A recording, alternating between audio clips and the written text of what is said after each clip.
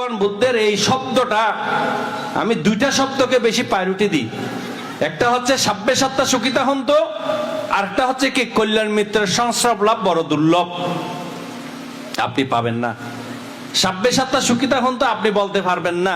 হ্যাঁ, আমরা বলি যে সাব্বে সত্তা সুখিতা হন্ত যিনি বলবেন তিনি শ্রোতাবর্তী মার্গ শ্রোতাবর্তী ফলের মাঝে কি বিরাজ করবেন।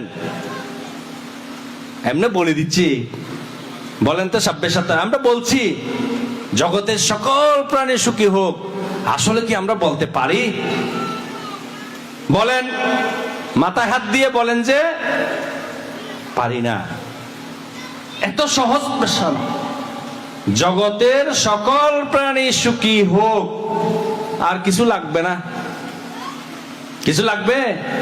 আপনি আমি যেদিন জগতের সকল প্রাণী সুখী হোক অন্তরের অন্তঃস্থল থেকে, হৃদয়ের গভীর থেকে যেদিন বলতে পারবো, সেদিন আমি স্বর্গে, সেদিন আমি দেবলোকে, সেদিন আমি ব্রহ্মলোকে যেতে পারবো। সে দায়ক হোক, সে ভিক্ষু হোক, যতক্ষণ আমি বলতে পারবো না ততক্ষণ আমি যেতে পারবো না। এটা আমার কথা না, ভগবান বুদ্ধের কথা। আপনাদের বলেছেন দান, শীল, ভাবনা, আর আমাদের বলেছেন কি শীল, সমাধি, প্রজ্ঞা। প্রজ্ঞা এটা এত সহজ ব্যাপার নয়। প্রজ্ঞা সেটা এত সহজ ব্যাপার না। দান সহজ ব্যাপার, শীল সহজ ব্যাপার। দান করা যায়, দান প্রতিনিয়ত করছেন, শীলও করা যায়, পালন করা যায় না। ভাবনা কিন্তু সহজ নয়।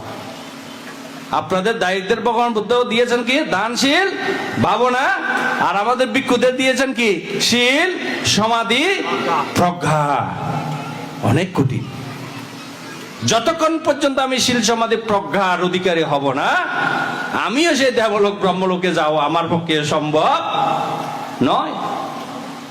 আর আপনিও যখন দানশীল, ভাবনার প্রতি শ্রদ্ধাশীল, পরিপূর্ণতা হবেন না, আপনিও আমার মতো, আপনিও আমার মতো, আমিও আমার মতো, আপনি আমার মতো।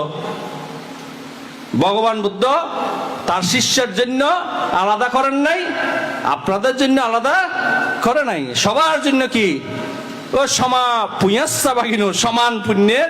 আপনি পুণ্য করলে আপনি ফল পাবেন, আমি পুণ্য করলে আমি ফল পাবো।